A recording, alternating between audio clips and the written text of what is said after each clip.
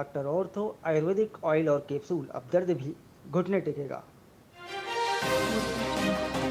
2025 के ईद कार्यक्रम में सनातन को गंदा धर्म बताने के आरोप पर पूर्व सीएम ममता बनर्जी के खिलाफ सिलीगुड़ी में एफआईआर दर्ज, धार्मिक भावनाएं आहत करने का आरोप।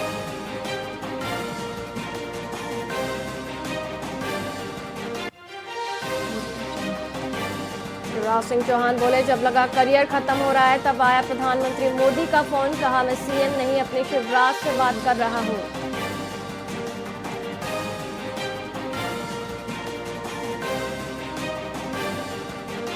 कर्नाटक में बड़े सियासी बदलाव के संकेत, सीएम सिद्धारमैया कल दे सकते हैं इस्तीफा, मंत्रियों को ब्रेकफास्ट पर बुलाया, डीके शिव कुमार को मुख्यमंत्री बनाने की तैयारी तेज।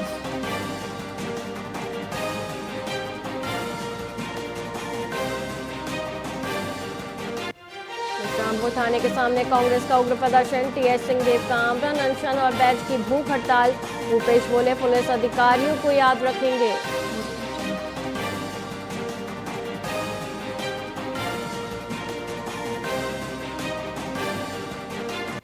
छत्तीसगढ़ में बकरीद पर सरकार की बड़ी सख्ती, शिफ्टों में होगी नमाज, खुले में कुर्बानी और डीजे बजाने पर पूरी तरह रोक, नियम तोड़ा तो 50,000 रुपए का होगा जुर्माना।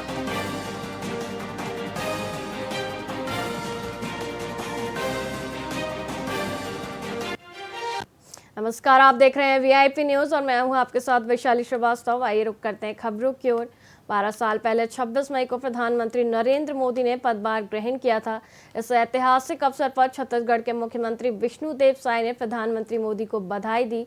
उन्होंने कहा कि सबका साथ, सबका विकास, सबका विश्वास और सबका प्रयास के मंत्र के साथ भारत ने अभूतपूर्व विकास किया है। मुख्यमंत्री ने इस बात पर जोर दिया कि प्रधानमंत्री के नेतृत्व में गरीब कल्याण की योजनाओं से करोड़ों लोग लाभान्वित हुए हैं, जिनमें आवास, शौचालय, बैंक खाते और उज्ज्वला योजना शामिल हैं। माताओं बहनों के सशक्तिकरण और देश के समग्र विकास के लिए किए गए कार्यों को भी मुख्यमंत्री ने सराहा।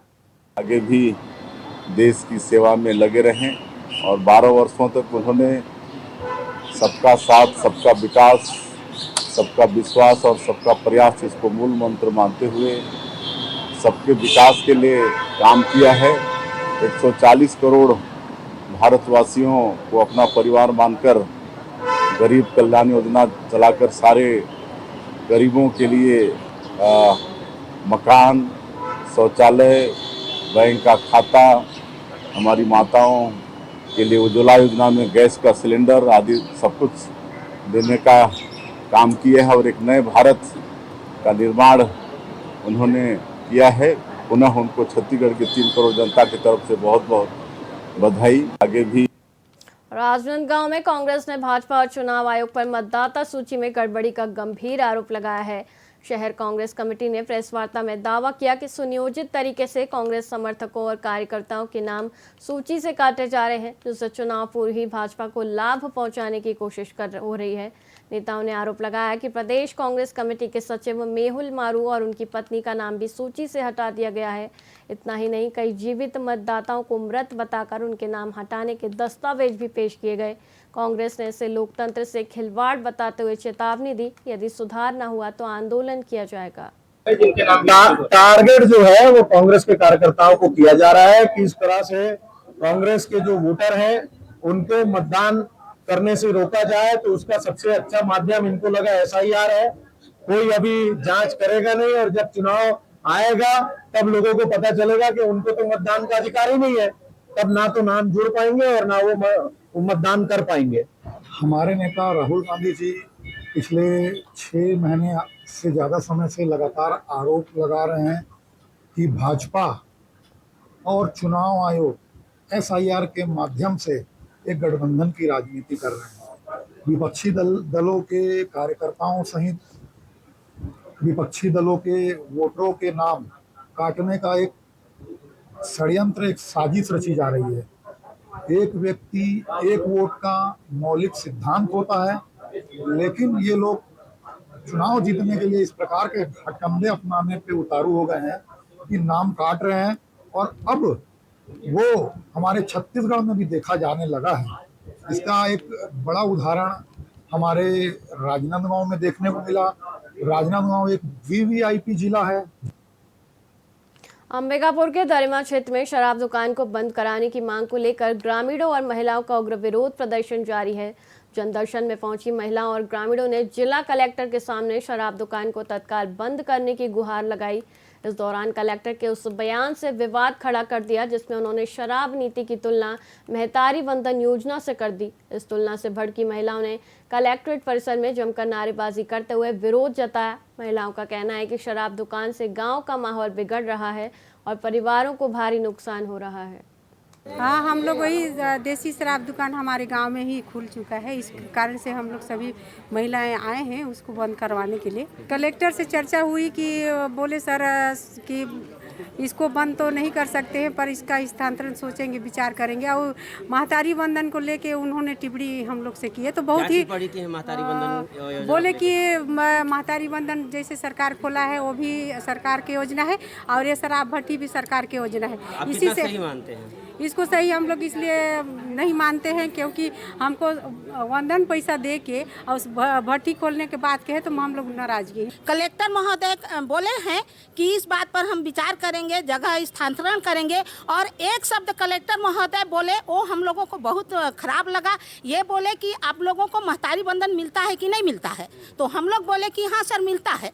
तो उनका कहना है कि महतारी वंदन आप लोग को मिलता है और ये जो शराब दुकान है ये सरकार की नीति है और ये योजना है और इसी से उनकी आय होती है हैं। तो हमारा ये कहना है कि महतारी वंदन और शराब की दुकान इसमें क्या संबंध है बताइए।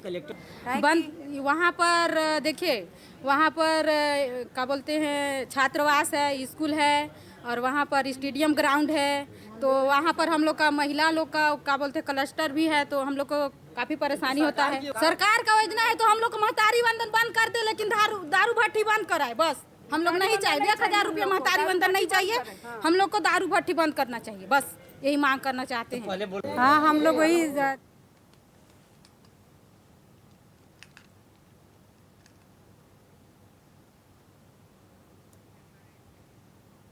भिलाई के सुपेला थाना क्षेत्र में दक्षिण गंगोत्री इलाके की एक निर्माणाधीन बहुमंजिला इमारत के भूतल पर एक युवक का शव मिलने से सनसनी फैल गई।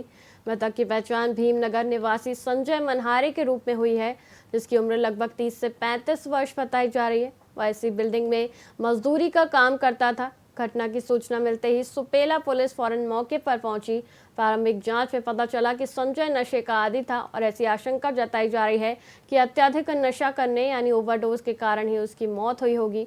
पुलिस ने शव का पंचनामा बनाकर पोस्टमार्टम के लिए भेज दिया है।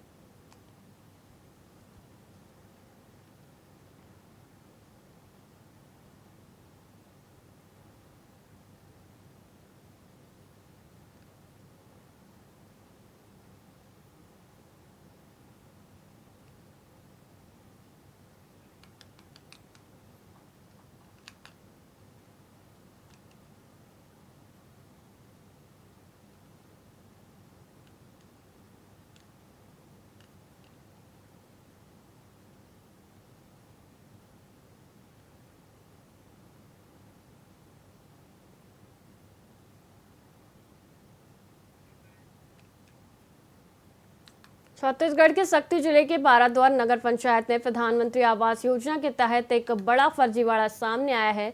जनप्रतिनिधियों और एक पटवारी की मिली भगत से सरकारी गोचर भूमि पर कब्जा कर आवास बनाने की तैयारी थी। नेता प्रतिपक्ष अभिषेक राय ने इस पूरे मामले का पर्दाफाश किया और कलेक्टर को फर्जी दस्तावेजों सहित शिकायत सौंपी। शिकायत के अनुसार सत्ताधारी दल के पार्षदों ने पटवारी के साथ मिलकर करीब 700 गरीब परिवारों से आवास के नाम पर मोटी रकम ऐंठी और सरकारी जमीन के कागजात कूट रचित किए।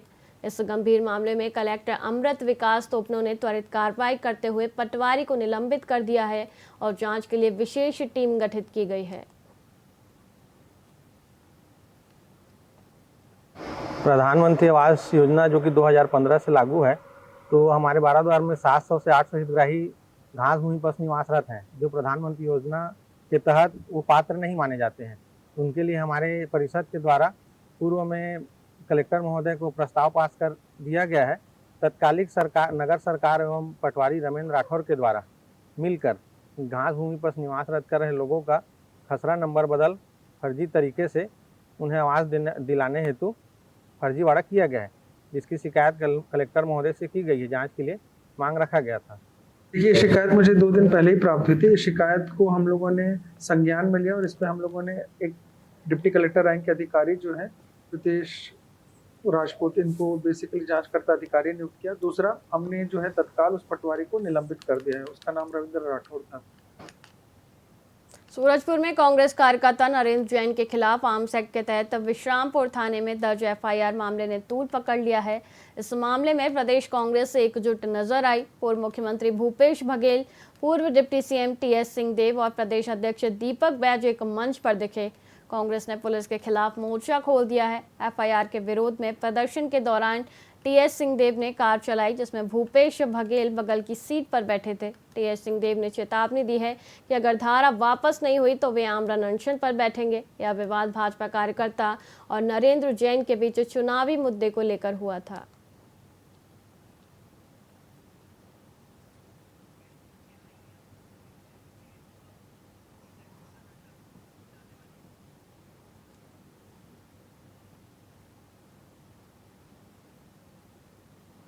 गलती हुई है, उसको सुधारना चाहिए।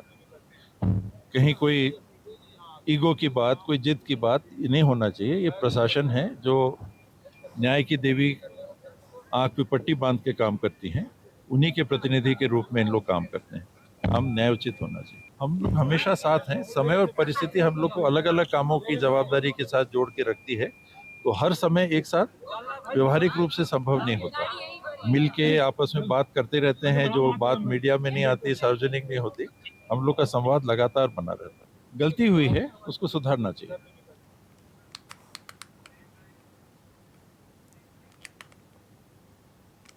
संभागीय संयुक्त संचालक डॉक्टर अनिल कुमार शुक्ला ने सूरजपुर और बलरामपुर जिलों के स्वास्थ्य केंद्रों का आकस्मिक निरीक्षण किया। पंपापुर पीएचसी में दवाइयों की अव्यवस्थित रखरखाव, लैब में गंदगी और टूटी कुर्सियों पर उन्होंने गहरी नाराजगी जताई। कई कर्मचारी बिना अवकाश स्वीकृति के अनुपस्थित पाए गए, जिन्हें कारण बताओ नोटिस जारी किया गया। धर्मपुर पीएचसी में टीकाकरण कक्ष में अव्यवस्था और सफाई की कमी दिखी। राजपुर सीएचसी में महिला पुरुष वार्ड अलग रखने, आईआईसी सामग्री बढ़ाने और राष्ट्रीय कार्यक्रमों की समीक्षा के निर्देश दिए गए। गोपालपुर पीएचसी में दवा व्यवस्था खराब मिलने पर बीएमओ को स्टाफ नर्सों की मूल पदस्थापना सुनिश्चित करने के निर्देश भी दिए गए। सभी कर्मचारियों को मुख्यालय में निवास करने और मरीजों को अनावश्यक रेफर न करने के निर्देश दिए गए।